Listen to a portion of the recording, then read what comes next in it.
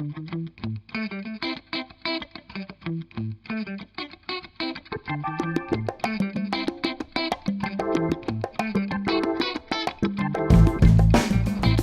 to the Upshot, Oldie World Disc Golf's podcast about the latest in the disc golf world.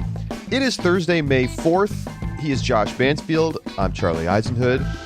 Thanks so much for joining us. And Josh, I've been itching to talk about some other sports real quick. I hope that's okay. Oh, man. People are like smashing 30 seconds forward right now in their app. Yeah, I don't care. They are. The Knicks get the win over the Heat, game 2. Yes, they NBA do. playoffs are amazing right now. Who you got in this? You better hope Jimmy Butler. You better hope Jimmy Butler stays out. I am so impressed with this Heat team. I got to be honest with you.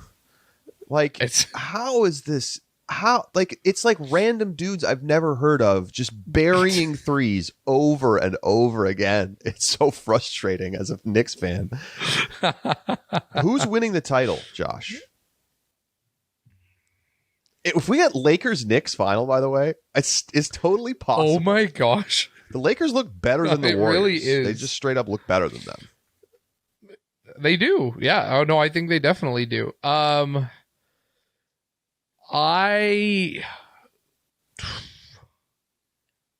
I think realistically, I mean, I don't know if this is a hot take by any means. I really think it's going to come down to the winner of the 76ers Celtics and Suns Nuggets games. Which Nuggets right now, I mean, Nuggets are just burying the Suns. Yeah. So I'm thinking it's probably going to be Nuggets Celtics if you had to ask me. I think that's right for the final. Yeah. Yeah, for the final. I will say, don't ask me who wins that. If the Knicks can get past the Heat, we've had a little bit of ownage against the Celtics this season. Weirdly. Yeah, we've talked about that. Yeah. I don't think I would be confident picking the Knicks to beat the Celtics. There's a talent gap. But Jalen Brunson. Also, I don't pay attention to NHL stuff. Tell me what I need to know. Yeah.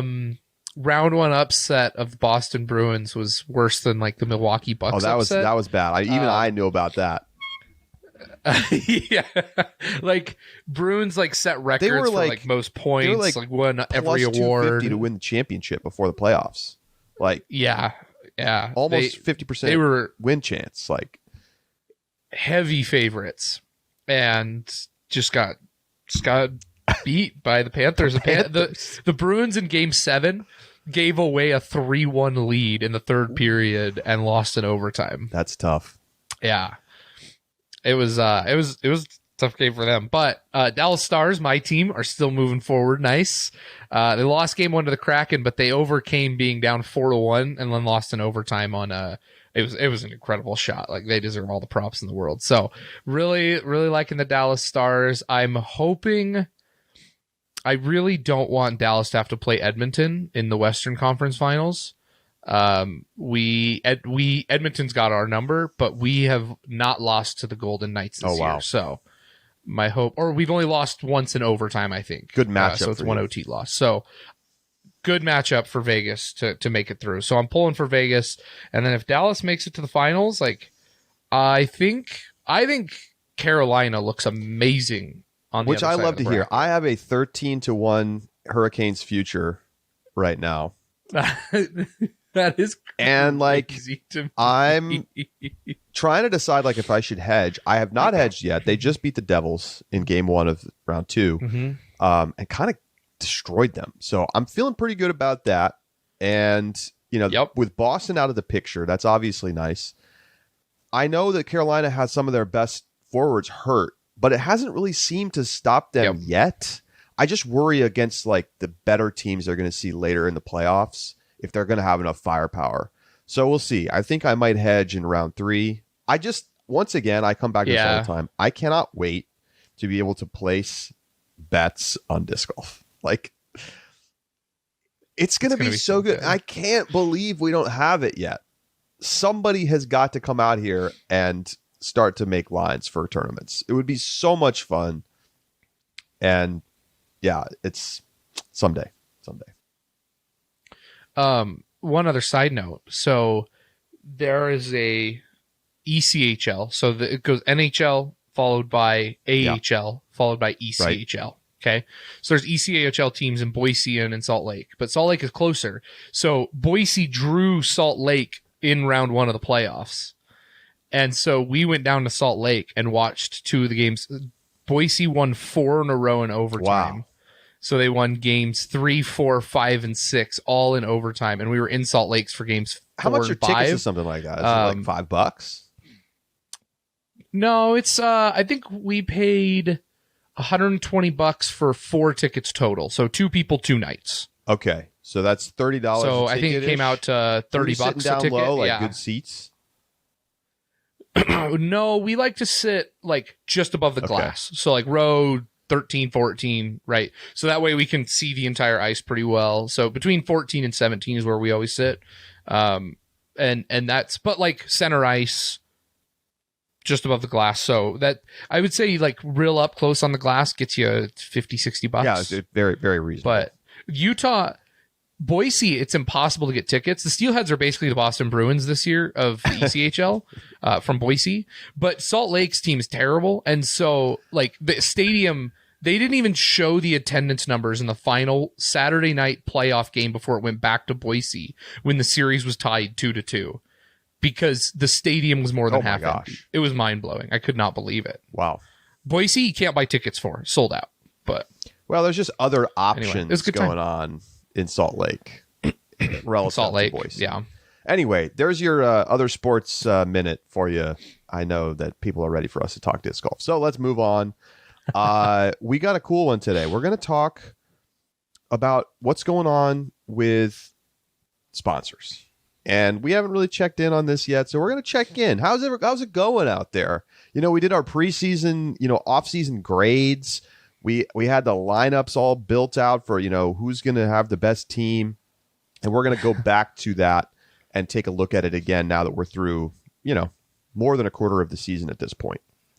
But first, we got a couple little notes to hit. First up, disc golf, Josh, is going to be on the World Games program in 2025 in Chengdu, China. Now, I think we talked about this as a potential possibility a couple months ago, and it has now been codified. They had the International World Games Association annual meeting, and disc golf was approved. Now, disc golf was in the World Games, which I'll just back up. The World Games is kind of like the Olympics for non-Olympic sports. So it's a multi-sport games. It happens every 4 years, and it's got a bunch of wacky stuff that, some of it is like really legit and some of it is weird. Some of it is like tug of war. But then they also have like, rowing and other, like very serious sports with serious athletes. Now, I'm not hating on tug of war. I'm just using that as an example of it kind of being a weird mix of things. And I think the thing to highlight is in serious aspirations, right? Yes. Sports that aspire to higher levels Typically, of competition. this is seen as a stepping stone towards the Olympics.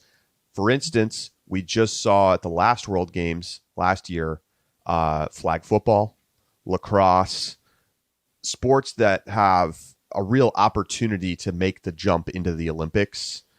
Flag football is seen as a kind of a likely candidate at this point to be in the 2028 Olympic Games because the NFL is just like pouring money into this. So, Shocker. Can you imagine? So disc golf is coming back to the World Games, actually. In 2001, flying disc made its debut with both ultimate and disc golf on the program. And disc golf was then dropped, and it hasn't been back since. Ultimate has continued to be a part of the World Games since then, since 2001. So finally, WIFDIF got it together and got disc golf back on the program for 2025. China is one of the hottest disc sports hotbeds out there right now. Ultimate has exploded in China since the pandemic. It's like a fashionable, cool kid sport. And like we're talking like it's like disc golf in the US during the pandemic is ultimate frisbee in China. But as a result, there's also now a lot of energy going into disc golf. And there's talk of putting in permanent courses. And there's, of course, Yikun, the manufacturer that makes their own discs as well as discs for Prodigy and for Discmania, already there in China manufacturing. I think there are other manufacturers getting started that I don't even know the names of. So this is a pretty cool thing, Josh. So we don't totally know the format yet, but here's the basic plan.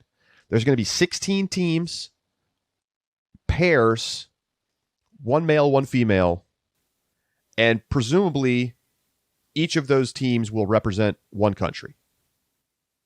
So you'll have the U.S. team, and let's say it's Calvin Heimberg and, trying to project ahead to 2025. I don't know. Katrina Allen. Sure. And so that would be your team. And they represent the U.S. And, probably they'll play some kind of like alternate shot doubles and then maybe match play, head-to-head in singles play. And they'll have some format. We don't know any of these details yet. So that's the plan. So, U.S., Canada, I don't know if they're going to be able to pull together 16 countries. So it's possible that there will be some countries that get 2 teams. I hope they don't do that because I feel like it's weird to have 2 U.S. teams. Yeah. 16 countries. So what? U.S., Canada, Mexico, Finland. Okay. All right. Finland. I've seen some social stuff Estonia, from Mexico. Sweden. That yeah. Colombia will certainly put together a team by then. Okay. I would imagine Australia, like Malaysia, Japan, Australia. Sure, like the Philippines. Is it? But where else? Isn't there like a? Is there? I'm at like 10. Is there a tournament in Thailand? There's courses in Thailand. Whether they would have enough skill to qualify. I mean, I think we'll be there by 2025 Yeah, I think you should also include Spain, where the finals of that European tour is happening. So all the European countries. I mean, 12? I think as long as players are willing to play, this could be an amazing event. Right. And I that's the question mark for me. It's not going to be a big payout or anything like that. You're playing for a gold medal and to represent your country. You're not going to get paid. If anything, it's going to cost you money. Right.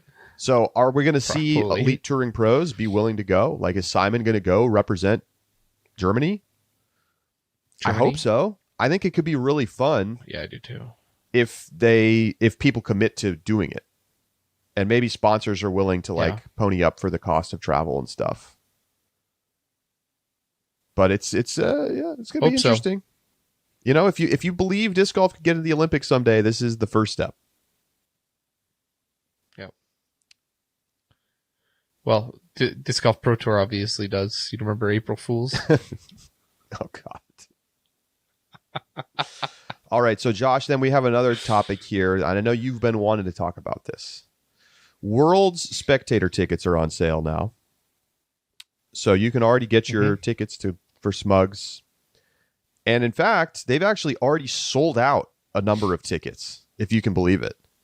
It is May 4th, and they have already sold out the full event VIP pass, the VIP pass that comes with merch, that was $300. The Saturday VIP pass, $60. The Sunday VIP ticket with merch, and you have to join the wait list for the Sunday VIP pass, $75. So presumably they're going to open up more there, maybe. Probably depends on how much they sell of these other VIP tickets, which I think, Josh, is what you want to talk about. So tell us what intrigues you about the gold and silver passes. Yeah, that's definitely the first thing that I want to hit on. Those VIP passes. Let me just hit you with the sticker price to start, because I remember when I saw that tickets had gone on sale, I decided to just go take a peek and pulled up. And it says at the bottom when you say get tickets, it says $10 to $1,200, and I was like, hold up, what? Sorry.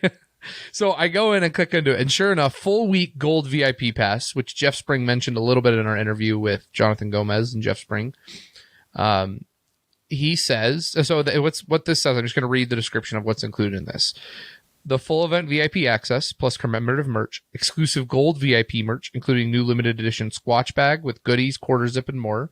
Fall Fest 2-night VIP festival, a music festival that's going to be happening concurrently in the evenings during Worlds. Access to the Fall Fest VIP exclusive after party. Play up to 3 rounds on Pro Worlds courses, limited days and times, including a course overview with TD and designer Jeff Spring. Food and beverage tickets included during competition days. Player meet and greets. VIP access to GK Pro skins with a meet and greet. Additional VIP hospitality zones. Opening ceremony access. Guided on-site concierge service. And a VIP shuttle. And you also can buy the full week. That is $1,200 plus a $40 fee. That's $1,200. Yes. You also have a full week silver VIP pass that has, some of those things a little bit more limited, not as much merch, and like the Squatch bag. But overall, like the VIP access is pretty similar. The silver pass, I think, is actually the sneaky better value, if you ask me. You only pay $800 for the silver pass, which to be fair is a lot of money. You don't get the after party at the Fall Fest, which I'm not sure I care about that. You don't get the course overview with Jeff Spring. You don't get the opening ceremony. You don't get to go to skins, and you don't get as much merch. But you still get like the Squatch super bag VIP areas, all of the guided concierge stuff, meet and greets, food every day. Like, I don't really see that the other stuff is worth an extra $400. Maybe the merch, if you care about the getting a new bag or something, it could make sense. But wow, Josh. $800 and $1,200 ticket options. Do you feel like this is... So, I mean, you said this to me before the show, and you're definitely right. This is definitely the most expensive disc golf ticket that has been sold. Yes. Without a doubt in my mind. Man, I really don't have a problem with it, though. Like... I think this is the future and the way tickets for high-end tournaments are moving. And I think that it's good to have options like this available. And that's the case, I think, for a few reasons. Number one, I think that a lot of this stuff, when you look at kind of like the VIP access, the meet and greets, right? A lot of those things that elevate it above and that are very exclusive access parts are all relatively cheap to provide. Giving them access to a VIP skins match and a meet and greet with the skins players afters does not cost the Pro Tour any extra money or whoever's running Worlds. And so a lot of this is just extra profit that the tournament gets to kind of stick aside into added cash at what is a very high expectation of added cash levels for the World Championships. But I think that having this array of options it does a good job, in my opinion. And this is what I actually want to talk about real fast. The other thing that I remark about this, so I'm going to come back to the gold pass real fast, because the other thing I want to highlight is when you look at the list of everything that's available, you have individual day passes, day VIP passes, some with commemorative merch, some without commemorative merch. You also you could buy access to, or just a general admission pass, or you have like just purchasing skins match ticket, which is probably an additional, okay, I'm going to buy a mixed doubles pass and a Saturday VIP, or that would be a terrible way to do that, but or a full event general admission, or I'm going to add the World's practice pass, sure, or whatever I want to add as the little add-on. And then there are additional, right, and then there are the Fall Fest add-ons as well. Eventually, what is clear to me is that when you look at the way that the VIP passes have sold out, Saturday, Sunday, full event, and full event with commemorative merch, those are all Saturday, Sunday VIP. Okay, I think Saturday VIP with merch might still be available, but the way that those tickets, Saturday VIP with merch is available. Other than that, you cannot get a VIP pass for full event or for Saturday, Sunday. You can only waitlist. That is the way that people have traditionally thought about watching disc golf. It's full access to the courses. It's following cards. It's feeling like you really have as much, like this buys you access to doing, to spectate really whatever you want that is available. Whereas the general admission, limited zones, limited holes, and I think is going to become, as you get more and more people, the norm of what people consider to be disc golf spectating, as opposed to the VIP side. The problem is that right now, with that VIP side, and when you look at the VIP full event VIP pass, $250, I worry that you're going to have people who are going to get general admission passes, and they're going to feel like, wait a minute, this is not the experience that I've heard about from socials, from us, and the descriptions of what people tell us about, because so many people prefer the VIP style of following courses, that this opportunity here and the way that there is this price gouging, that's not the right word, price discrimination, excuse me. You might call it gouging. The very wrong word. $1,200. You might. But that's, I'll leave that to you to decide. That is not the statement I wanted to make.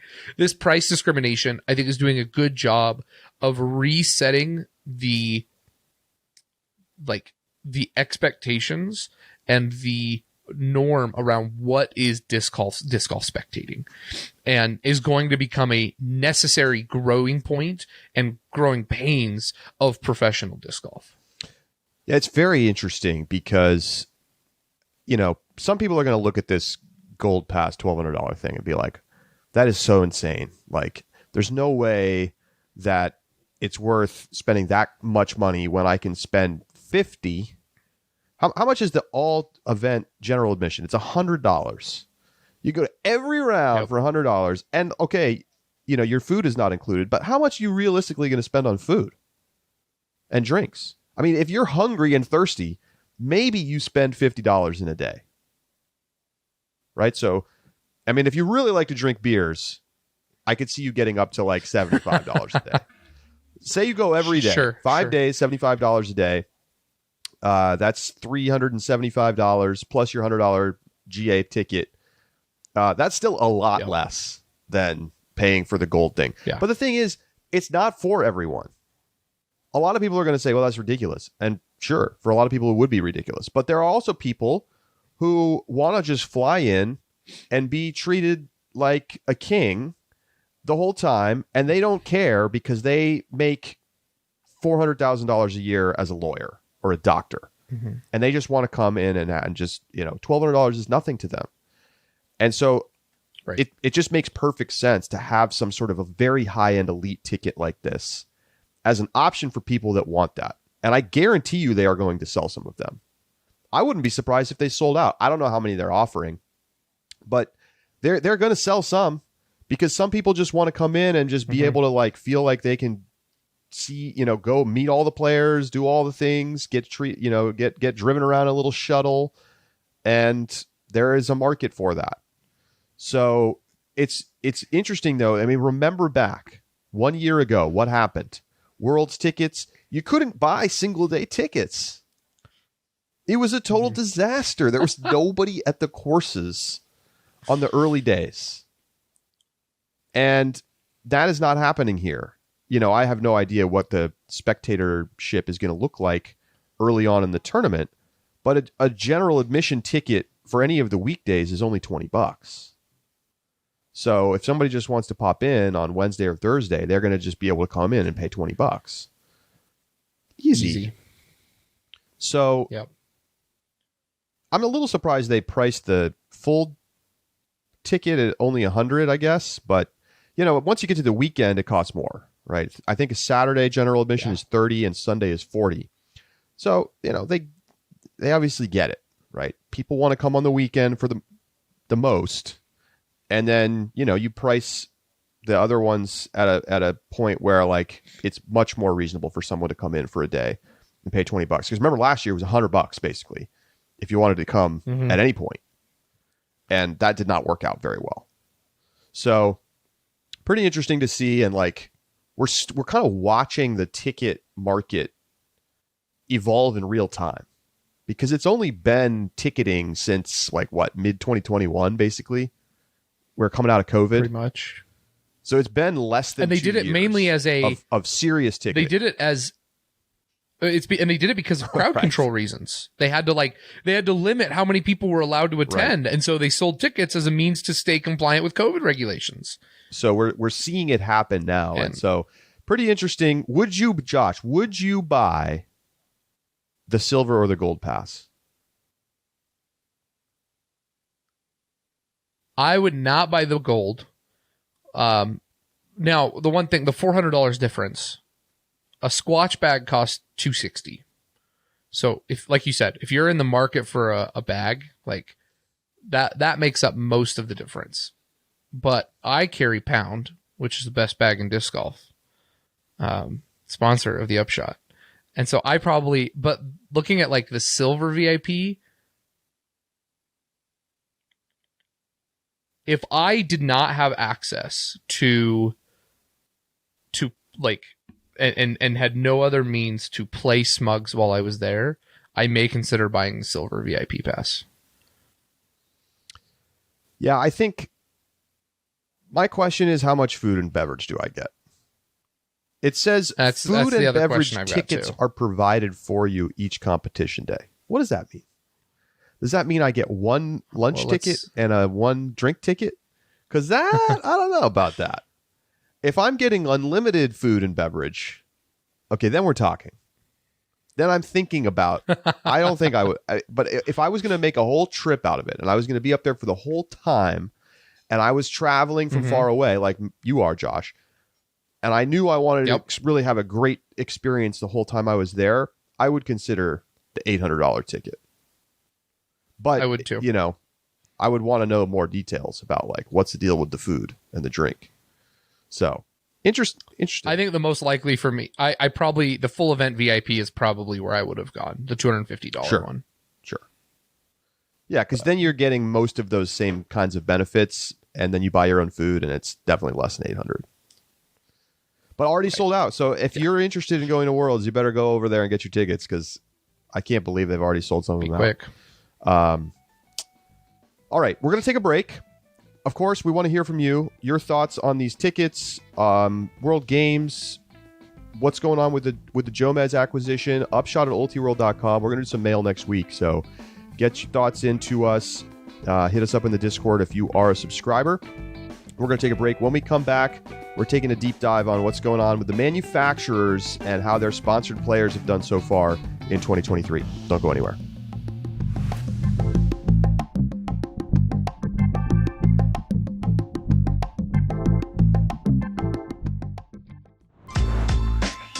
Pound's the best of the best.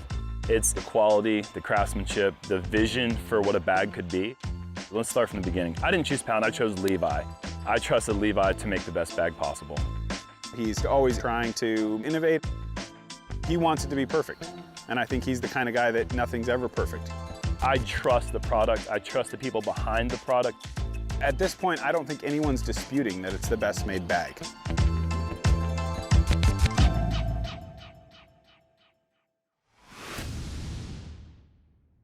Welcome back to the Upshot.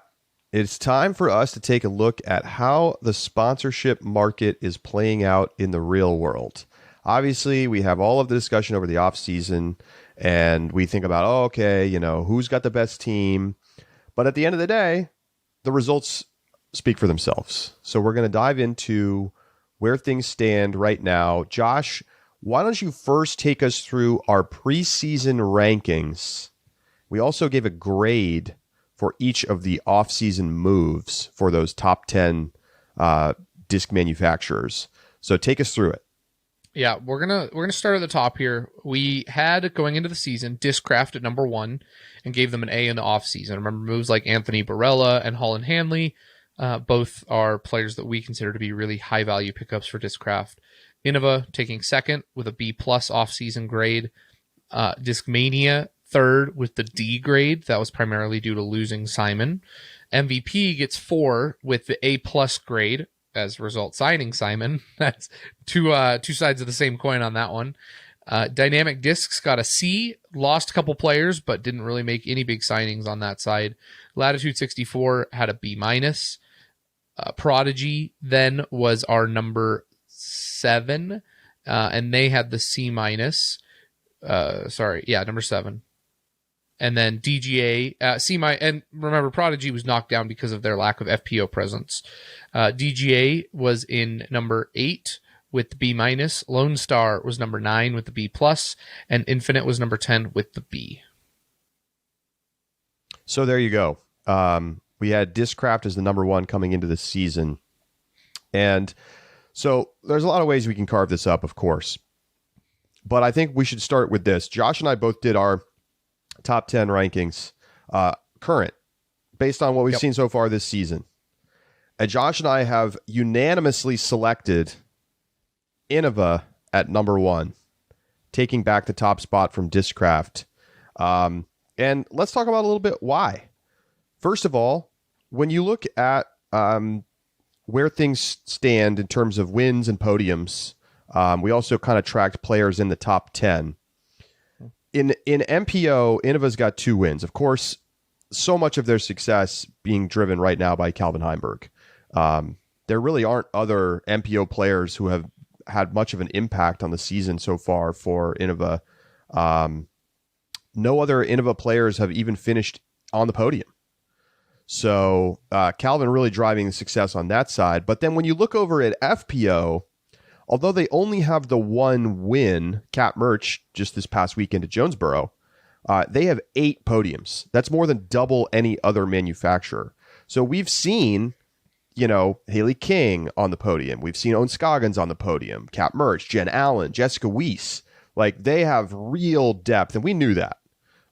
So, Josh, I think the combination there, 3 wins and so much depth at the top of FPO, it really drives them to having the best looking overall team so far this year.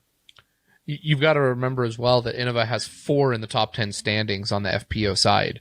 So, and that I think goes hand in hand with the podium side, but it shows that there's not just podiums here and there, but it's consistent play from a solid group and core talent of players on the FPO side. That doesn't even include some of the star power that really, if the Europeans could figure out putting, could put Innova just. Imagine if Evelina and Henna figured out their putting halfway through the season. This list could be Innova on the FPO side. Well, sorry, Latitude, Innova.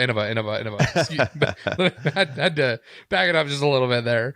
But they really do have it is the combination of depth as well as power to win right now that really puts Innova, I think, in the driver's seat on the sponsorship side. I will note, we only tracked Elite Series and Majors. If you include Silvers, Bradley Williams was on the podium at Blue Ridge. So there's it's not like they don't have other good MPO players. It's just that they don't really have that elite level player that's winning besides Calvin. The thing is, when you have the very obviously number 1 player right now, that's pretty helpful.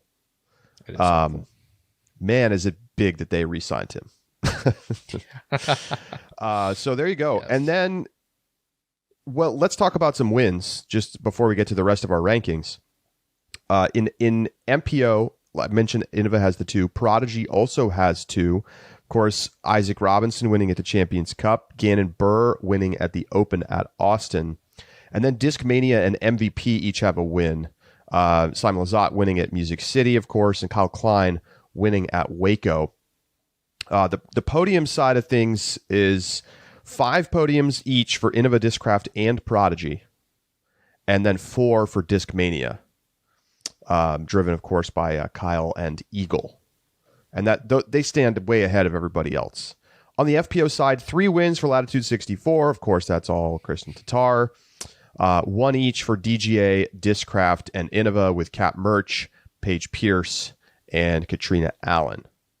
On the podium side, Innova standing way ahead at 8, and then Latitude 64 and Discraft tied at 4, DGA with 3, that's all Katrina, and then DD and Discmania each with 1. So that's kind of where things stand on that front. So Josh, then I guess let's take a look at where we have some differences. At the 2-3 spot, I have Discraft in second and Discmania in third. You went the other direction. Tell me how you can possibly put Discmania in front of Discraft, because I don't see it. I think the Discmania on the MPO side, I mean, the big thing for me is that Discmania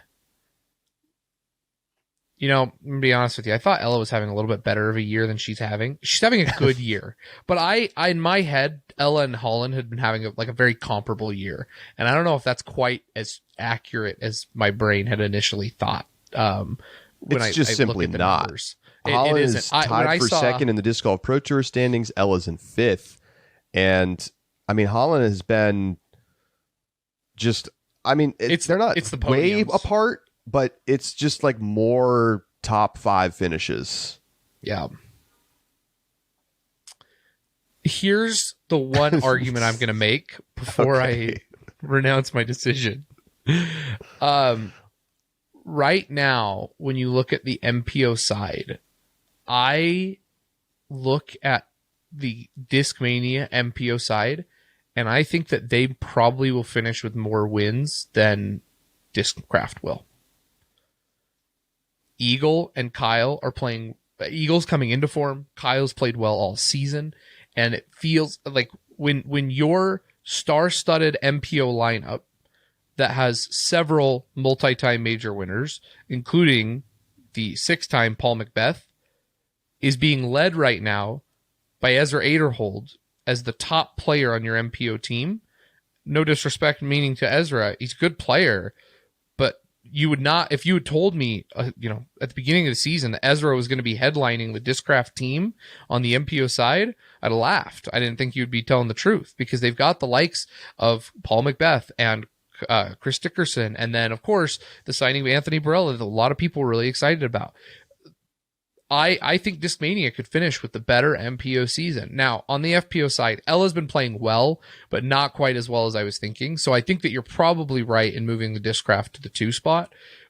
But Discmania's MPO team, even without Simon, looks very strong, and Discraft's is not where I would have expected it to be by this point in the season. Well, I just also think you're not accounting for the fact that Discraft is just much deeper than Discmania on the FPO side. That is also true, yes. Missy Gannon, Holland Hanley, and Paige Pierce all have podium finishes. Paige has a win. Discmania has no wins. Discmania just has Ella. Mm-hmm. She has podiumed once. Discraft has podiumed 4 times. I think it's you're giving too much credit to Ella. Relative to where she and Holland aren't actually that far apart when you look at their resumes, but that you're ignoring Paige Pierce, Missy Gannon. I know it's not as flashy because Paige hasn't had her kind of season, but she still has a win. She does have a win. And on the MPO side, similar story. I mean, I don't know. They're fairly comparable. Discraft does have one more podium than Discmania. And it's been the depth that's carried them, because they have podiums from Ezra Aderhold, Adam Hammis, Anthony Barella, Chris Dickerson, and Ben Calloway. It is absolutely insane that list did not include Paul Macbeth, but it didn't. And Discmania, I think, feels like they have a little more upside. Obviously, they have the win. Discraft does not have a win yet. It feels like Eagle could win at any moment right now. Nicholas Ansela also feels like he's on the precipice of getting a big-time win.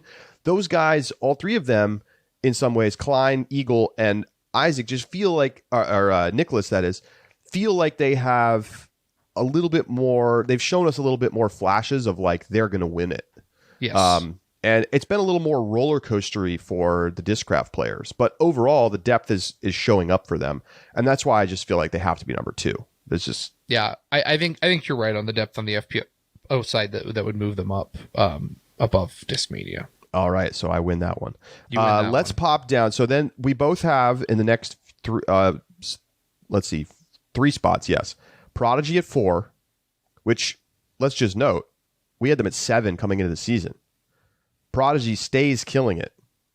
Not only did they get wins already from Isaac and from Gannon, but they signed, for sure, the most promising FPO player to emerge this season in Caroline Henderson. Now, we don't know what her trajectory is going to be, but she's top 30 in the Pro Tour standings. And, I feel like she's punching above her weight in terms of, getting media exposure and has got the cool YouTube channel and all this. So that was a very savvy signing by Prodigy. Now, there's all the drama with the offseason lawsuit and stuff. And I think when we made these rankings, we assumed Gannon was gone. So having him actually be back, maybe we didn't know at the time. I don't think we did. I think the biggest thing is that we punished them for a lack of FPO presence. As we should. Yes. And the other thing that goes into that, though, is that look, they have a lot of good players, but Kevin Jones has come off a really poor season. Isaac Robinson was playing well, but definitely, wouldn't have picked Isaac to win a major this season. It really felt like at that time, Prodigy was Gannon and Gannon alone. And that really is what was so strong for Prodigy, but we punished them really for the lack of FPO side. And I think that signing someone like Caroline Henderson is a move in the right direction, who, like you said, has been punching above her weight class. And that resolves a lot, some of the concerns, at least I have for Prodigy on the FPO side. Yeah. And I think the bigger thing is that they've just been so good in MPO. Yeah. They have tied for the most wins, tied for the most podiums, and it just feels like they are going to get more. Yeah. And I don't know what I think about them for the long term, but so far you got to give them credit for what they've put together so far this season. Mm-hmm. Then we have Latitude 64. Of course, primarily driven by the success of Kristen Tatar. MVP in the 6th spot. Simon's got the win. Sarah Hookham, good player. James Conrad has showed some flashes. DGA and Dynamic Discs are the next two. Now, I have DGA and then Dynamic. You went the other way. So I'll make the case this time. Okay. Why I have DGA over Dynamic, and then I'll hear from you. I think it's straightforward. Katrina Allen has a win and multiple podiums. Cole Radalin has a podium finish. And Dynamic Discs doesn't have much at all. They have one podium from Macy Vela Diaz. That's it. Cole Radalin is ranked higher than Chris Clemens in the Pro Tour standings. Mm-hmm.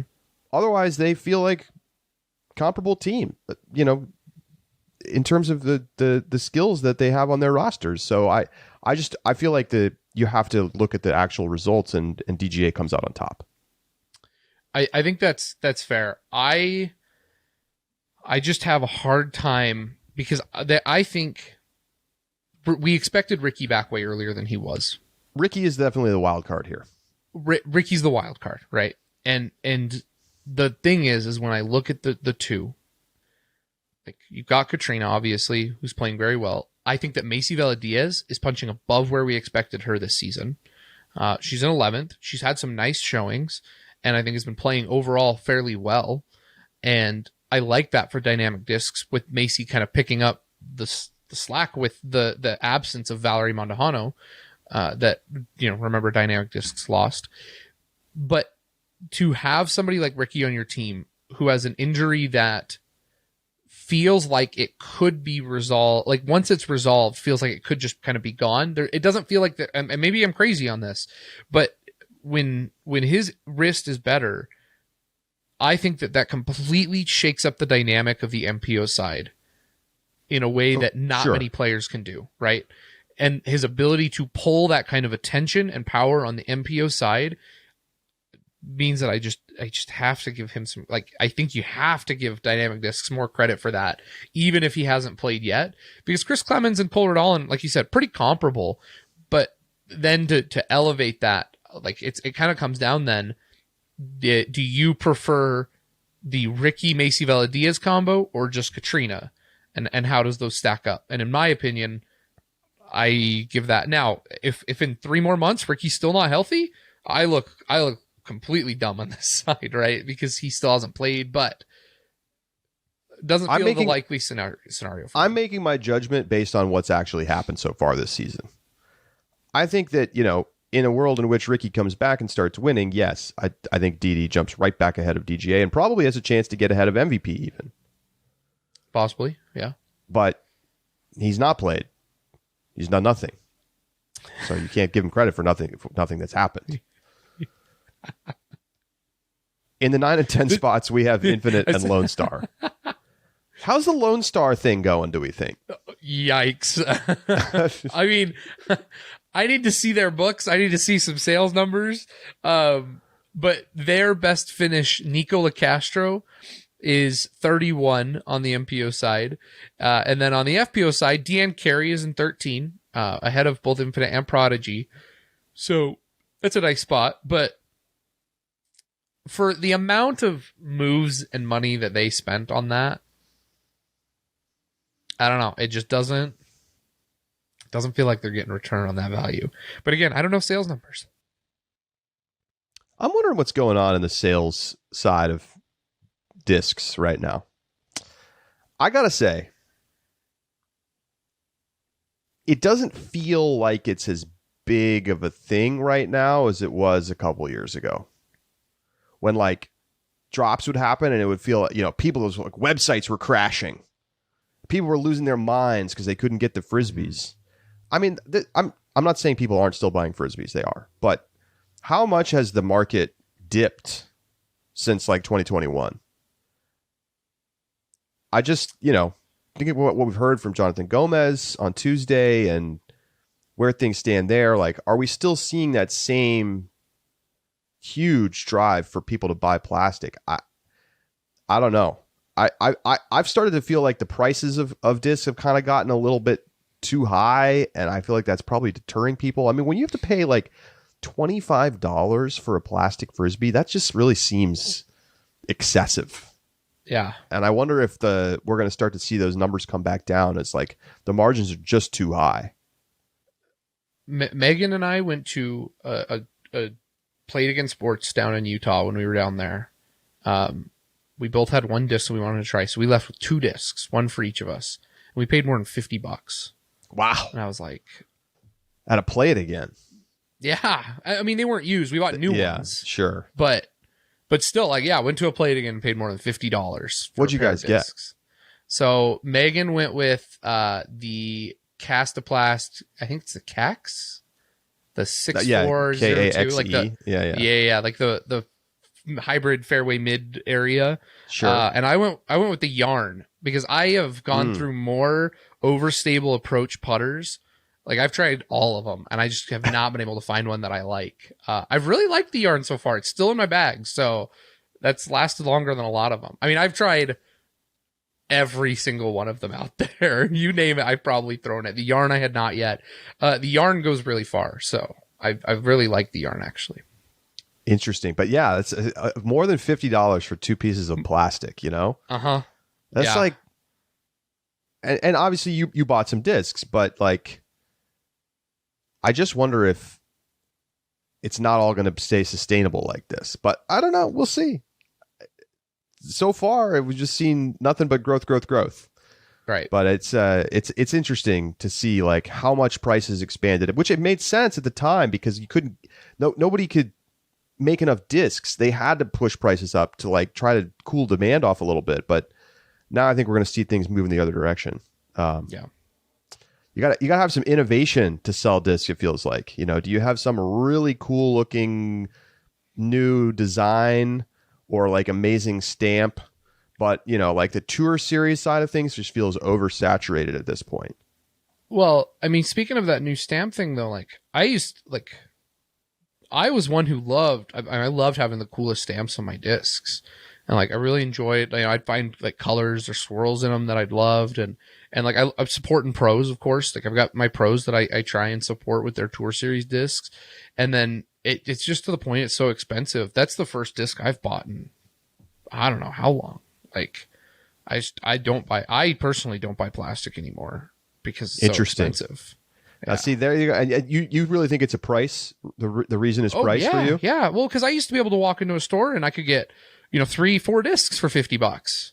Right. And now, like, yeah, it's the biggest thing for me is price. Like, they are very expensive right now. I want to hear from people on this. Are disc prices getting to the point where you won't buy them anymore? Send us an email, upshot@oldtour.com. Or do you feel like this is, par for the course, inflation, this is just what we should expect now? I'm really curious to hear what other people are doing on this front, and if my spidey sense is right on this. How many discs have you bought this year versus in the past couple years? And give us some info, how long you've been playing, like if you're buying more or less now, why? And again, we'll do some mailbag next week. interesting stuff. All right, that is going to do it for today's show. Thank you so much for tuning in. And make sure you join us for our subscriber bonus segment, Inside the Circle, where we talk about the technology behind the Disc Golf Network live broadcast. And we will talk to you there. You can get a subscription for less than $4 a month at discgolf.oldseyworld.com/subscribe. Join the Discord, get the Cash Line newsletter, and a whole lot more. We'll talk to you next week right here on The Upshot.